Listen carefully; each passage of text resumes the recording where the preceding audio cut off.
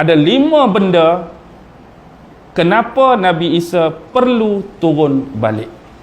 Yang pertama ialah, sebenarnya bukan 2 agama yang menunggu the true Messiah.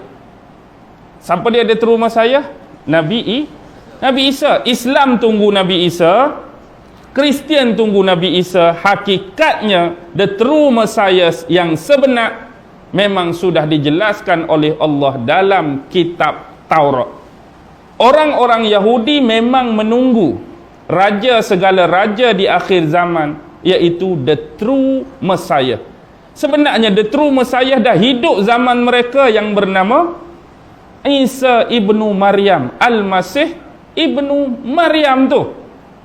Tetapi mereka cuba buat andaian.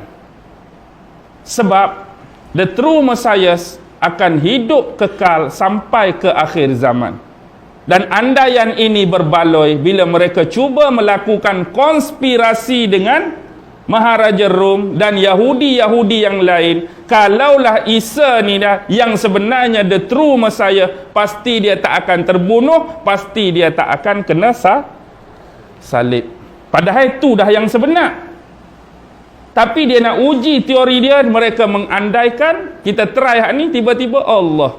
Kita ingat ke dia dah the true Messiah? Ingat ke dia dah Isa yang betul? Jesus yang betul? Tapi hakikatnya kena tangkap pun tak boleh nak buat apa. Kena katuk kepala pun tak boleh nak buat apa. Kena salib pun duk menangis.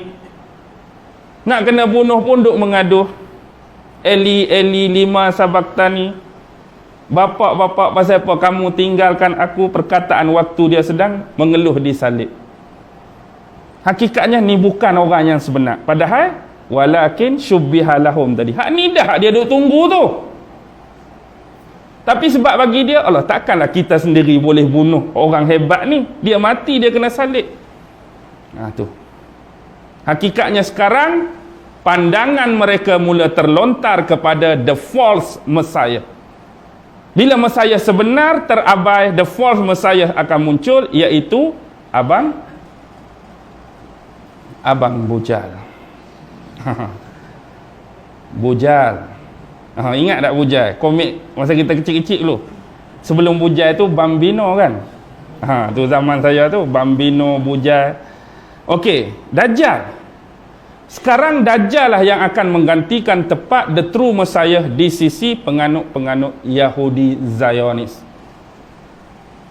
Dan Nabi Isa perlu turun untuk apa? Untuk kita kata the revenge of fallen lah. Nak membalas dendam balik pengkhianatan yang telah dilakukan oleh orang-orang Yahudi terhadap dia dulu. Yahudi bersekongkol, Yahudi berkonspirasi dengan Maharaja Rom dan orang-orang yang ada pada waktu tersebut yang bersifat jahat, bersifat dengki, cuba melakukan pengkhianatan terhadap dia.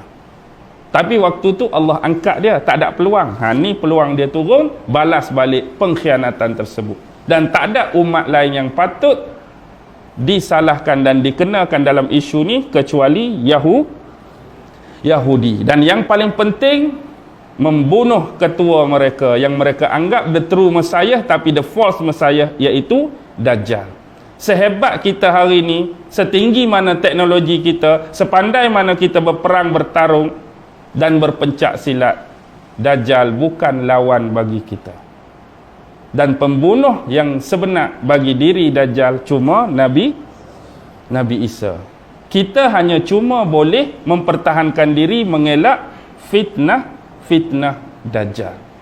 Batang tubuh Dajjal untuk sampai terbunuh yang dia bukan mainan kita. Baik. Sekarang nombor 1, kenapa dia perlu turun? Inilah dia. Untuk membasmi orang-orang Yahudi. Sampai hari ni orang Yahudi dah bersiap sedia di bumi Israel dengan menanam pokok-pokok gharqad. Dalam hadis Nabi, pokok ni boleh bercakap, batu pun boleh bercakap. Hei orang-orang Islam, mai belakang aku ni, mai celah pokok aku ni. Ni ada orang Yahudi duk bersembunyi, duk berselindung. Tu tahap dah orang Yahudi dikejar, orang Yahudi dihambat, orang Yahudi dibunuh sepenuhnya. Mereka dah sedia. Tahu mana mereka pokok gharqad? Mereka lebih pantas Mereka lebih banyak mengkaji tentang hadis Nabi berbanding orang Islam sendiri. Apa yang mereka nak rancang terhadap dunia hari ini, mereka relate dengan Quran. Apa yang mereka nak rancang pada dunia hari ini, mereka relate hadis Nabi.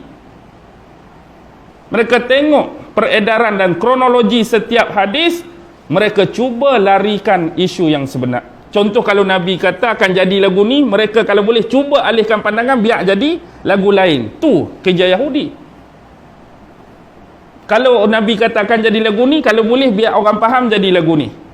Kalau dia nak jadi lagu ni, Nabi kata biar orang faham jadi lagu ni.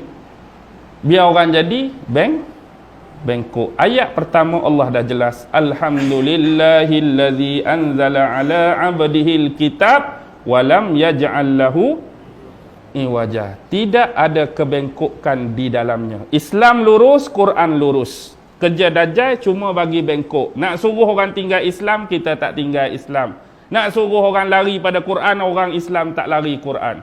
Yang penting pemahaman hak luruh, hang bagi bengkok. Highway Sungai Petani luruh, hang ambil Sungai Petani Selatan. Highway hak luruh PKL, hang ambil Sungai Petani Utara. Ataupun lagi teruk, hang U-turn balik. Orang lain ada sasaran, orang lain ada target, hang pergi U-turn balik. Tu yang kerja. Ni dah fitnah dia.